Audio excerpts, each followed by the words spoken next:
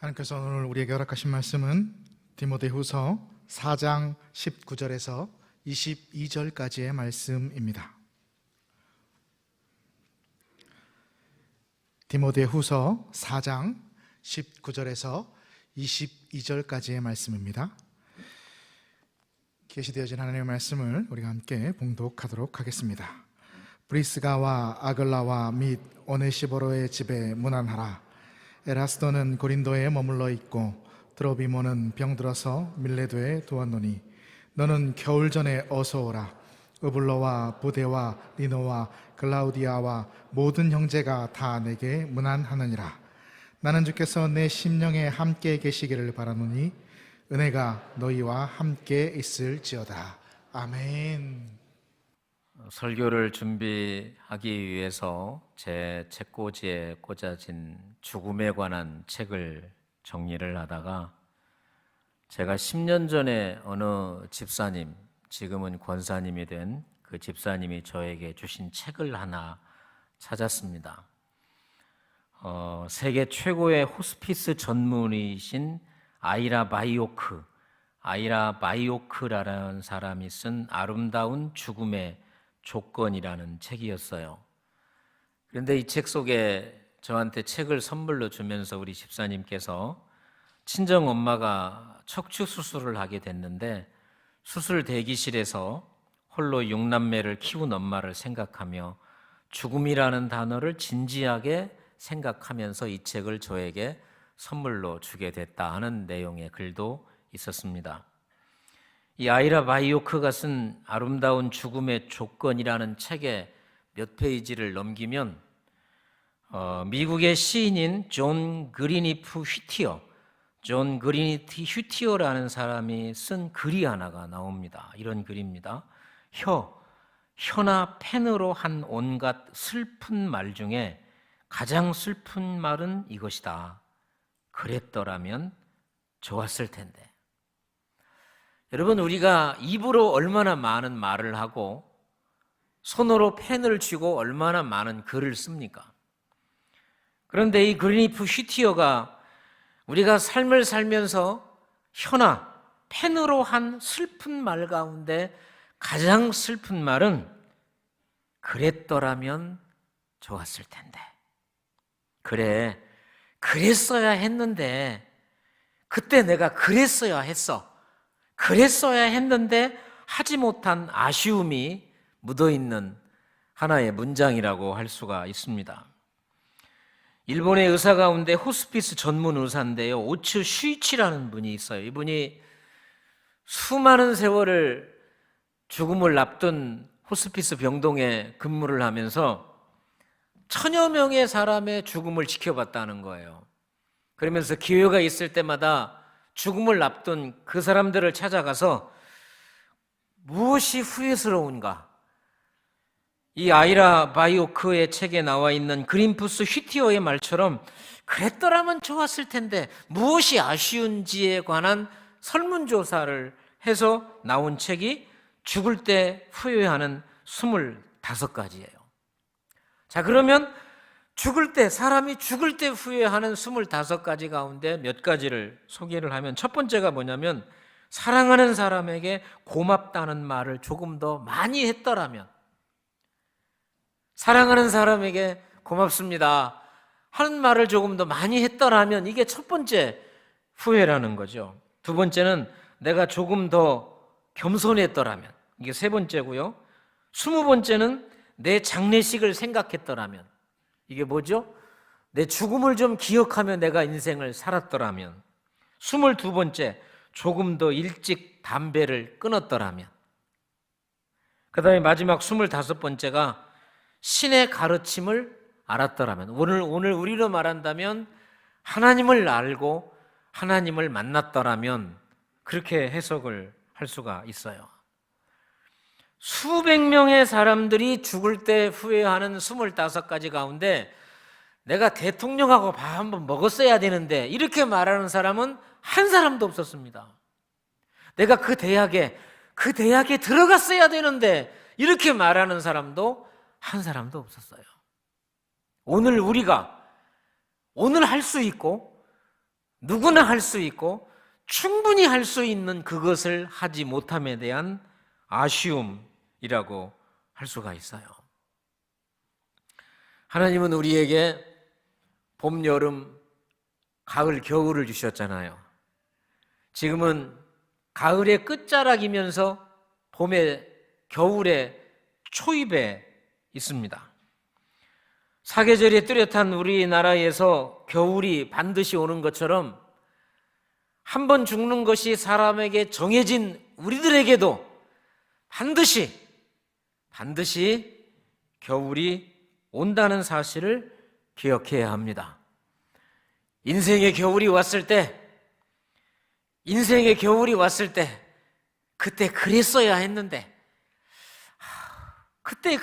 했는데 후회를 좀 덜 하고 줄이기 위해서는 오늘 사도 바울이 말년에 쓴 이 디모데 후서의 말씀을 통해서 인생의 겨울이 오기 전에 우리가 준비해야 할 세 가지를 가슴에 새기면서 멋진 인생, 믿음 안에서 행복한 인생의 여정을 살아가시기를 축복합니다.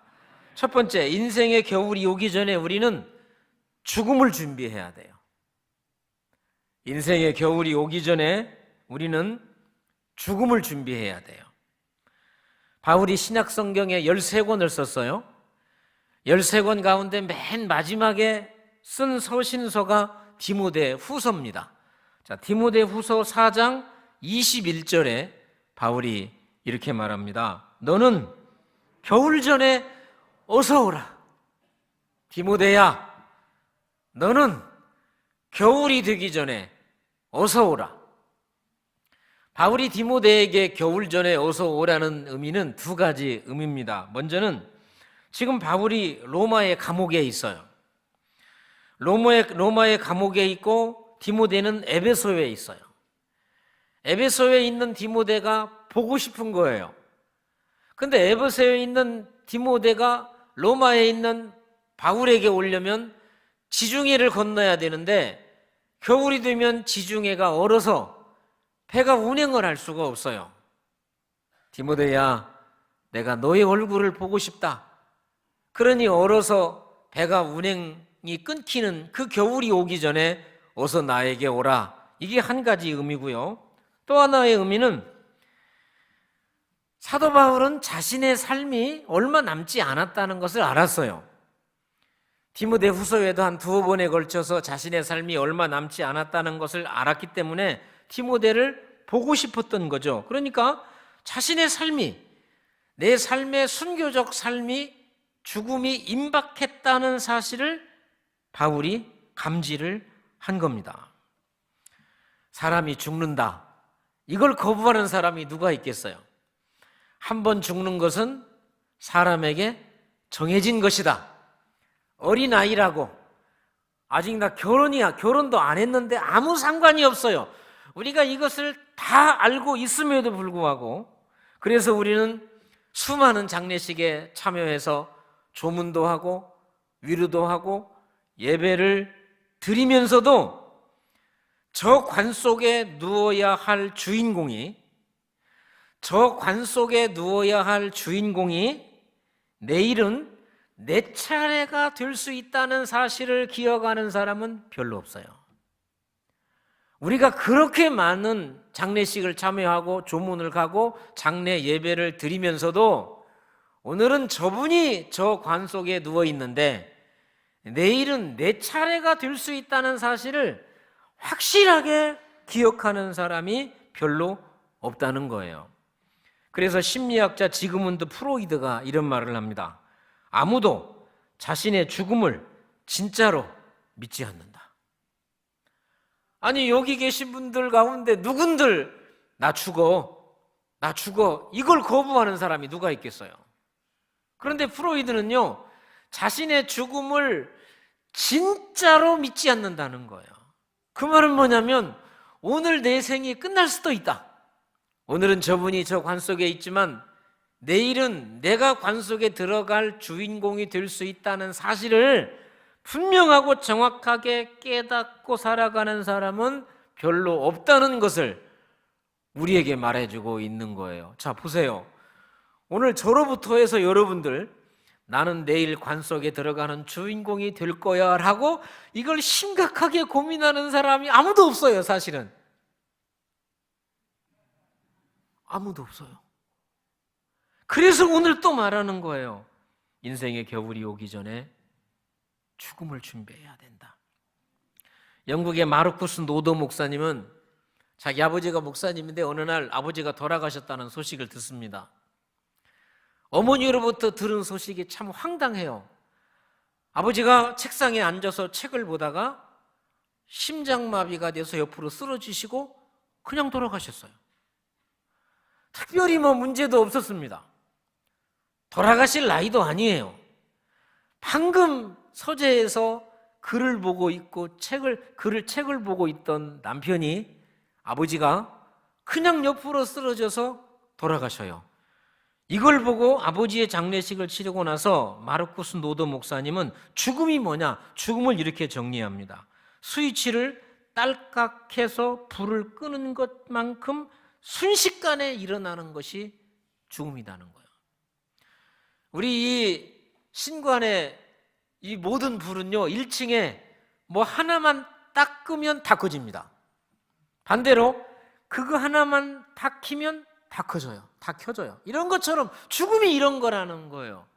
죽음은 대단한 과정, 절차가 필요 없는 거예요. 그냥 스위치 하나 올리고 내리는 거예요. 삶과 죽음이 갈리워진다는 사실을 꼭 기억해야 된다는 걸 말해주고 있잖아요. 이 세상을 살아가는 인간의 최고의 어리석음은 아직도 나에게 시간이 많다라고 생각하는 거예요. 이 세상을 살아가는 인간이 가진 최고의 어리석음은 나 시간 많아.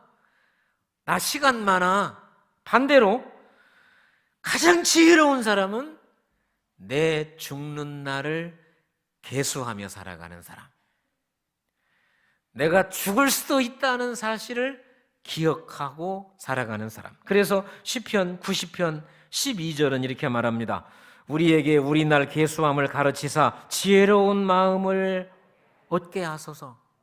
우리에게 우리 날 계수함을 가르치사.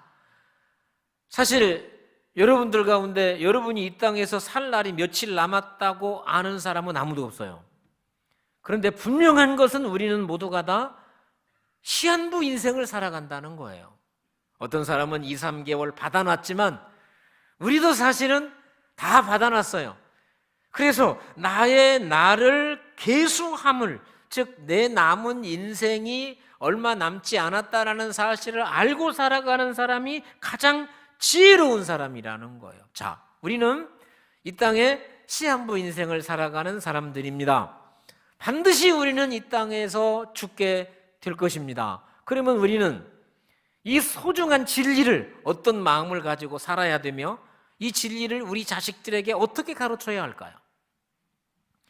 조선이 천주교를 박해할 때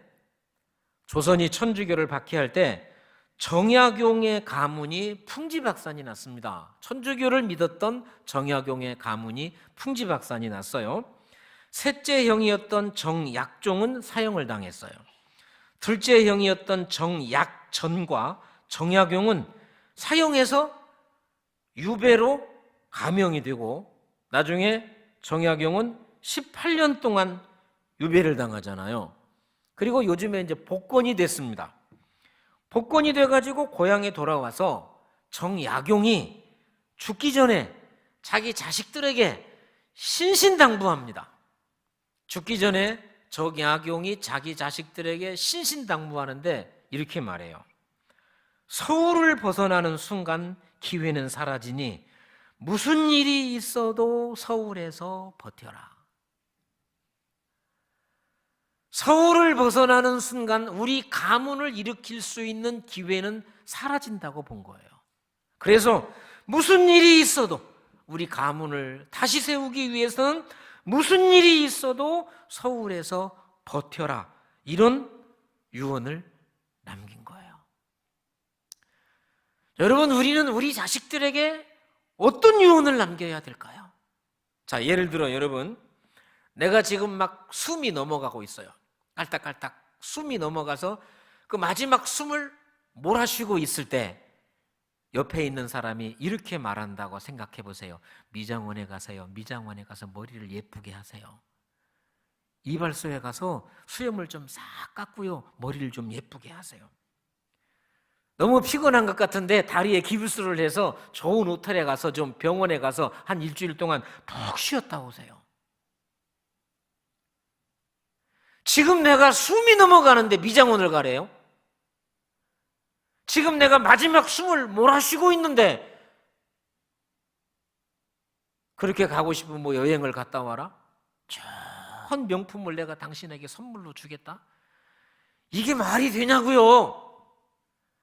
지금 내 숨이 깔딱깔딱 넘어가고 있는 그 순간에 먹고 싶은 음식을 갖다 놓고 가고 싶은 여행 티켓을 갖다 놔둔들 이게 무슨 일이 되겠습니까? 우리는 예수 믿는 사람들이에요. 정약종은 그 천주교의 믿음을 버리지 않고 사형을 당했어요. 그런데 사형에서 유배를 당한 정약전과 정약용은 배교를 한 걸로 알려지고 있습니다. 우리들은 어떻게 해야 될까요? 예수를 그리스도로 믿는 우리들은 한 번 죽는 것은 사람에게 정해진 것이라는 사실을 알고 있는 우리들은 우리 자식들한테 서울 떠나지 마라. 그 대학은 꼭 들어가야 된다. 무엇을 유언으로 남길 거예요? 그래요. 예수 잡으면 다 잡은 거고 예수 놓치면 다 놓친 거다. 예수를 그리스도로 믿는 우리들이 우리 자식들에게 마지막까지 남겨야 할 생명의 말씀, 예수 천당 불신지옥.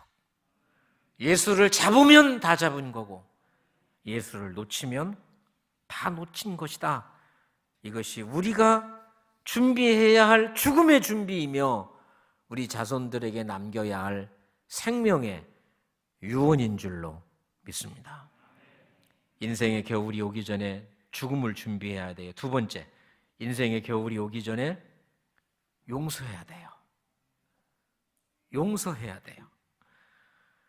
여러분, 지금까지 여러분 세상을 살아오면서 사람을 사랑한다는 것 쉬운 일이 아니죠? 아닙니다. 얼마나 사람을 사랑한다는 것이 어렵냐면 나를 사랑하는 사람조차 사랑하기가 힘들어. 나를 사랑하는 사람조차 사랑하기 힘든 게 이 세상인데 돌아다니면서 내어가고 다니는 사람, 나하고 불편한 관계에 있는 사람, 오해와 시기회와 질투로 묶여있는 사람을 용서하는 것은 이건 인간의 탈을 쓰고 할 수 있는 게 아니라니까요. 아니, 나를 사랑하는 사람도 사랑하지 못해서 이렇게 힘든데 나와 갈등 관계에 있는 사람을 사랑하고 용서한다? 이건 우리가 할 수 있는 일이 아닌 거예요. 제가 서두에서 세계 최고의 호스피스 전문가인 아이라 바이오크가 쓴 아름다운 죽음의 조건이라는 책을 소개를 했어요. 그 책에 때를 놓치기 전에 해야 할 마지막 말이라는 챕터가 나와요. 때를 놓치기 전에 해야 할 마지막 말, 그러면서 용서는 최고의 유산이다 하는 그런 이야기가 나옵니다. 자, 이야기는 어머니와 딸의 이야기입니다. 어머니는 58살입니다. 암세포가 머리까지 퍼졌습니다. 의사가 말합니다. 앞으로 어머니는 시력, 청력, 말하는 것, 균형, 감각, 지적 능력을 상실할 것이며 폐의 암세포가 중추신경으로 퍼져서 발작을 일으키게 될 것입니다. 이게 이제 의사가 가족들에게 해주는 이야기입니다. 그 말을 듣고 딸이 생각하면 딸이 우리 엄마 이렇게 가시면 안 돼. 우리 엄마 이렇게 가시면 안 돼. 엄마는 나에게 용서를 구하고 가셔야 돼. 딸의 이야기입니다. 엄마 이렇게 죽으면 안 된다니까. 엄마는 나한테 용서를 구하고 내 용서를 받고 우리 엄마 죽어야 돼. 이 딸은 어릴 때 엄마에게 수많은 증오와 분노, 엄마가 딸에게 이런 수많은 증오와 분노를 심어줬다는 거예요. 딸이 어릴 때 엄마는 손찌검, 고함, 타박, 욕설, 냉대, 그러면서도 엄마는 한 번도 딸에게 미안하다, 내가 실수했다라는 말을 한 번도 해본 적이 없다는 거야.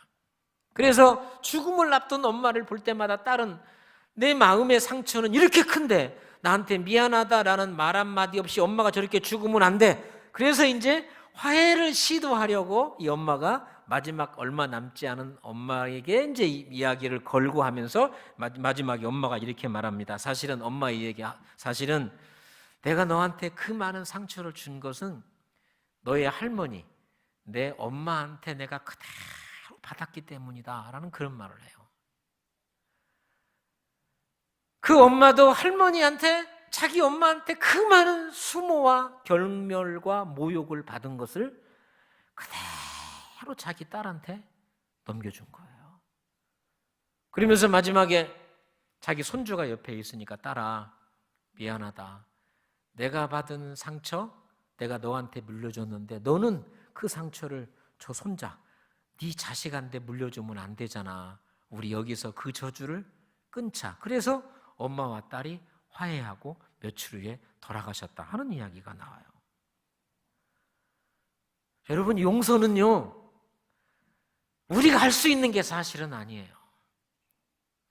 나와 별로 상관없는 사람을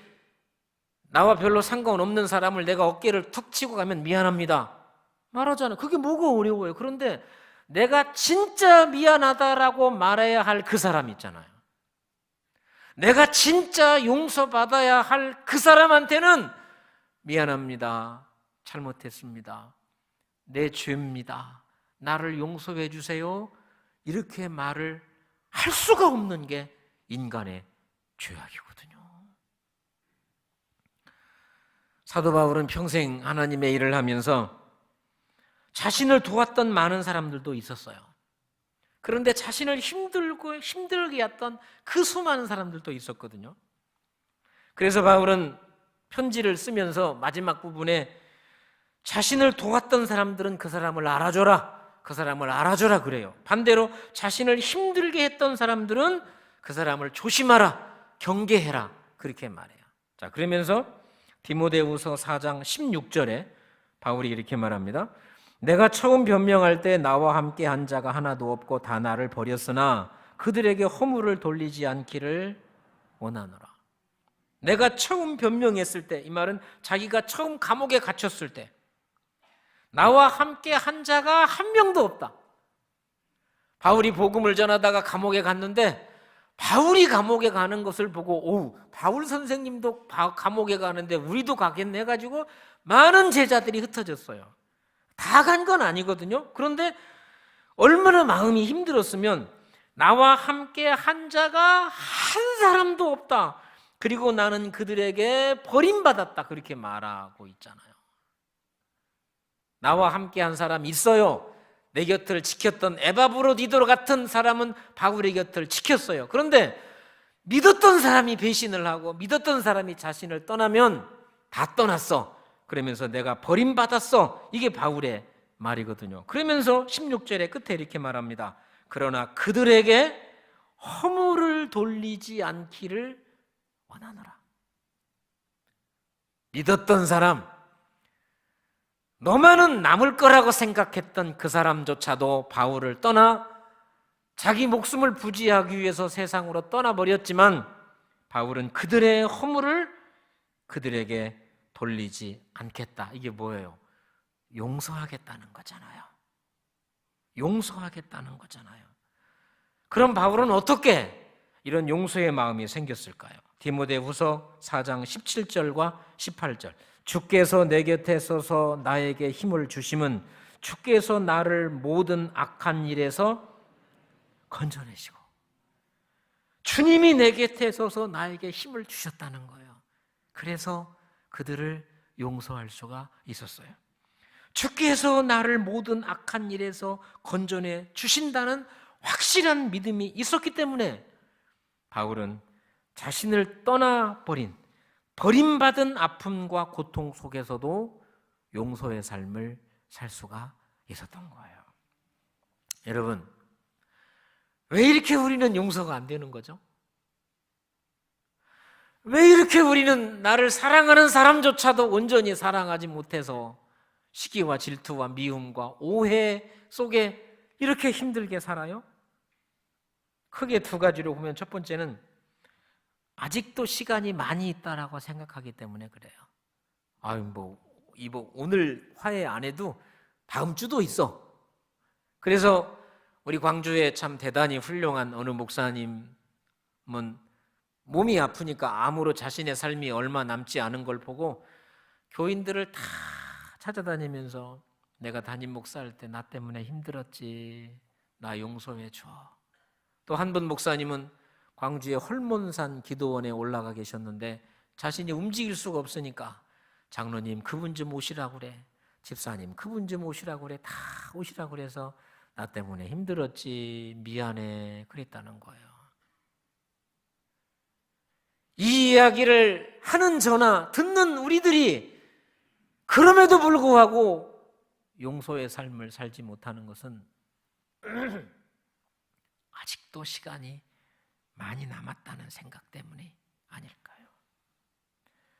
또 우리가 진정으로 용서가 잘 안 되는 건 두 번째, 내가 받은 은혜를 잘 알지 못해요. 골로새서 3장 13절을 같이 읽어보겠습니다. 누가 누구에게 불만이 있거든 서로 용납하며 피차 용서하되 주께서 너를 용서하신 것 같이 너희도 그리하고.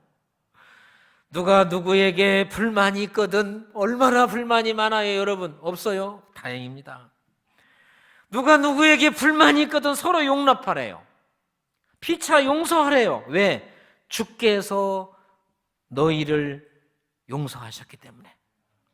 그 말은 내가 용서받았잖아요. 내가 용서받은 것은 돈 빌려가고 안 갚은 것, 그게 아니잖아요. 내가 용서받은 것은 돌아다니면서 저 사람 억울하게 험담한 것, 그게 아니잖아요. 죽어마땅한 죄인의 자리에서 그리스도 예수의 십자가의 은혜로 용서받은 그 용서를 내가 받았으니 무엇을, 누구를 용서 못하겠느냐, 그 말씀이거든요. 사랑하는 성도 여러분, 우리 용서하며 살아갑시다. 사랑하며 살아갑시다. 얼마 남지 않았잖아요. 언제까지 우리가 마음에 벽을 쌓고 말 안 해, 구역받고 교회받고 이민가, 언제까지 그렇게 살 거예요? 용서하고 사랑하며 살아가시기를 축복합니다. 세 번째, 인생의 겨울이 오기 전에 은혜를 회복해야 돼요. 인생의 겨울이 오기 전에 은혜를 회복해야 돼요. 제가 17살 때 우리 어머니 49살, 암을 이기지 못하고 세상을 떠나셨어요. 지금 49살은 제가 보니까 아가씨 같아. 우리 어머니 49살, 저 17살 우리 어머니 세상을 떠나시면서 제가 막둥인데 40몇 년이 지났는데도 지금 어머니가 저에게 하셨던 그 마지막 날 밤의 이야기가 사진처럼 제 머릿속에 찍혀 있어요. 시골에 초가집 안방, 우리 어머니 아랫목에 계시고 제가 윗목에 계셨는데 죽음을 앞둔 우리 어머니께서 제 엉덩이를 두드리시면서 우리 막둥이 나 죽으면 어떻게 살까, 우리 막둥이 나 죽으면 어떻게 살까 하시더니 잠시 후에 눈물을 주르르 흘리시더니 돌아가셨어요. 이 세상을 떠나시기 전에 우리 어머니는 사랑하는 막둥이 아들을 누군가에게 부탁하고 싶었어요. 그런데 저를 마땅히 부탁할 사람도 없었고 돈도 없었고, 그래서 우리 어머니는 제 엉덩이를 두드리시면서 우리 막둥이 나 죽으면 어떻게 할까 그러시더니 세상을 떠나셨거든요. 그런데 이게 사도 바울에게도 똑같이 있었습니다. 바울도 자신의 삶이 얼마 남지 않은 걸 알 때 자신의 생명 같은, 자신이 아들이라고 말했던 디모데를 누구에겐가 부탁하고 싶었어요. 그래서 바울은 누구에겐가 사랑하는 아들 디모데를 부탁합니다. 누구에게 부탁할까요? 디모데후서 4장 22절입니다. 나는 주께서 내 심령에 함께 계시기를 바라노니 은혜가 너희와 함께 있을지어다. 디모데야, 나는 주께서 디모데 너의 심령과 함께 계시기를 바라는데 은혜가 디모데 너와 함께 있을지어다. 사랑하는 아들 디모데를 부탁할 때 사람에게 부탁한 것도 아니고 돈에게 부탁한 것도 아니고 바울은 은혜에 부탁한 거예요. 디모데야, 하나님의 은혜가 너를 지켜줄 거야. 사람은 지켜줄 것 같아도 배신하고 떠나. 돈이 나를 영원히 지켜줄 것 같아도 있다가 없어지고 없다가 있는 게 돈이야. 그런데 하나님의 은혜는 네가 하나님의 은혜를 붙들고 살아가면 평생 어디서 어떤 어려움과 고난이 와도 너를 지켜줄 거야 라고 분명하게 디모데에게 은혜에 붙어 있으라라고 말씀하고 있잖아요. 여러분은 은혜에 붙어 있습니까? 여러분은 자식들에게 무엇을 남겨줄까, 어떤 유산을 남겨줄까를 고민하지만 도대체 우리 자식들에게 어떤 유산, 어떤 믿음의 은혜의 유산을 남겨줄까를 고민해야 하는 것이죠. 그러면 은혜에 부탁한다는 게 무슨 말일까? 바울은 디모데에게 은혜에 부탁하잖아요.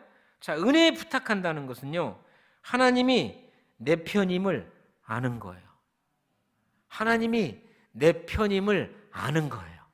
여러분, 내가 은혜 안에 산다는 것은 하나님이 내 편이다는 사실을 알고 고백하는 거예요. 자, 시편 56편 9절입니다. 시작. 내 기도하는 날에 내 원수들이 물러가리니 이것으로 하나님이 내 편이심을 내가 아나이다. 내가 기도하는데 원수들이 물러가. 아, 하나님이 내 편이시구나. 시편 118편 6절 7절. 여호와는 내 편이시니라 내가 두려워하지 아니하리니 사람이 내게 어찌할까? 여호와께서 내 편이 되사 나를 돕는 자들 중에 계시니 그러므로 나를 미워하는 자들에게 보응하시는 것을 내가 보여. 하나님이 누구 편? 내 편. 하나님이 누구 편? 내 편. 여러분, 신앙생활 하시면서 가장 지혜로운 사람, 우리 광주 소망교회를 여러분들이 섬기면서 신앙생활을 잘할 수 있는 비결 가운데 하나는 목사님은 내 편이셔. 이걸 아는 거예요. 제가 물어볼 때마다 여러분은 가슴에 손을 대고 내 편입니다, 내 편입니다, 내 편입니다를 3번 하셔. 저는 누구 편입니까? 좀 간절하게 좀 하셔봐. 간절하게 좀 진심을 좀 담아가지고. 저는 누구 편이에요? 무슨 일이 있어도 목사님은 내 편이야. 이렇게 신앙생활, 이런 마음을 가지고 신앙생활하는 사람이 행복하지. 봐봐, 목사님은 내 편 아니야. 여러분, 그래서 뭐가 도움이 되겠어? 집도 마찬가지요. 여러분 집에 있는 남편은 누구 편이에요? 심각하네 이거. 제가 물어보면 제 편입니다, 제 편입니다, 제 편 3번 하셔. 여러분 집에 있는 남편은 누구 편이에요? 전심을 좀 다 하시라니까. 남편들이 지금 다 보고 있는데. 우리 남편들, 여러분 집에 있는 아내는 누구 편이에요? 아이고, 우리 장로님 크게. 여러분, 이게 얼마나 소중한지 몰라요. 아니, 같이 살면서 저놈은 저놈 편이야. 그러면 얼마나 복잡하고 힘들어요. 목사님은 내 편 아니야. 직장 생활하면서 사장님은 내 편이야. 이렇게 알고 믿고 고백하는 게 얼마나 소중하냐고. 오늘 일부예배 나가시면서 제가 일부예배 똑같이 설교를 했잖아요. 한 분이 저한테 나가면서 그랬어. 목사님은 제 편입니다. 남자가 그랬어요. 여러분, 이따 나가시면서 그 말 하기 싫으면 엘리베이터 타고 지하로 가시오. 그냥 그 말 하기 싫으면 이따 나가시면서 목사님은 제 편입니다. 꼭 그 말 하기 싫으면 그냥 식당으로 올라가시고 엘리베이터 타고 지하로 가세요. 이따 나가시면서 꼭 말씀을 하셔. 꼭 말씀을 하셔. 뭐라고요? 목사님은 여러분, 하나님이 내 편임을 알고 고백하는 사람들이 얼마나 중요해요. 하나님은 내 편이구나. 장로님은 내 편이요. 우리 목자는 내 편이요. 우리 남편은 내 편이고 자식도 내 편이고. 김영석 교수님이 쓴 왜 우리에게 기독교가 필요한가라는 책에 이런 이야기가 나와요. 오래전에 김영석 교수님이 종로에 있는 세무사에 일을 보려고 세무사 알고 있는 최 선생이라는 곳에 들렀더니 들어가자마자 그 세무사가 그러는 거예요. 방금 손기정 2002년에 돌아가셨잖아요. 손기정 그분이 우리 사무실에 다녀갔다는 거예요. 그래서 아니 그분이 왜 최 선생님 세무사에 오셨어요? 최근에 손기정 선생님께서 어디에서 상을 하나 받고 상금을 받았는데 그것을 세금을 내야겠다고 하면서 자신에게 왔다는 것입니다. 그래서 그렇게 말했대요.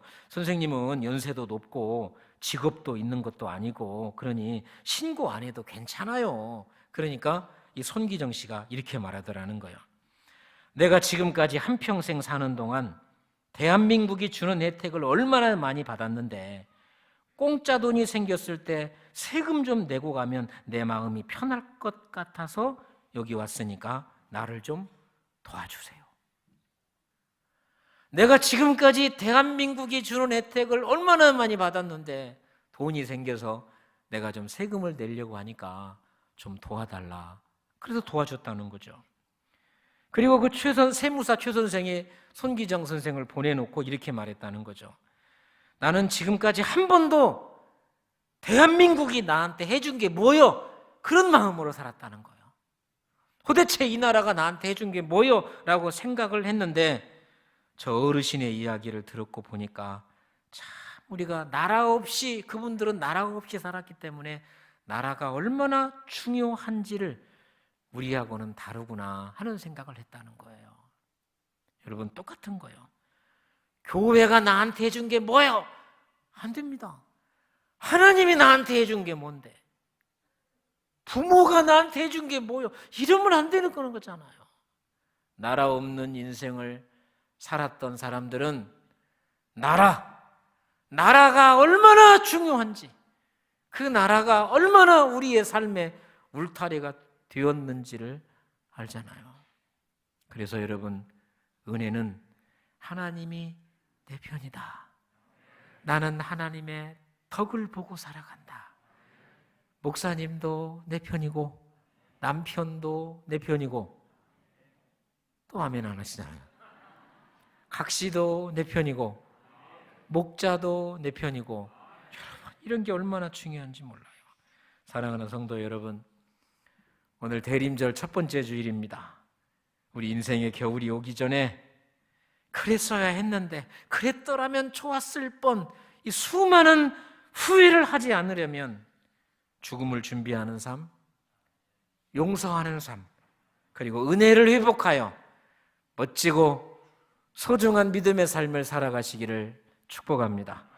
살아계신 하나님 아버지 감사합니다. 오늘까지 살려주시고 인도해 주셔서 감사합니다. 내 인생의 추운 겨울이 오기 전에 죽음을 준비하게 하시고 용서하는 삶을 살게 하시고 은혜를 회복하며 살게 하옵소서. 예수님의 이름으로 기도합니다.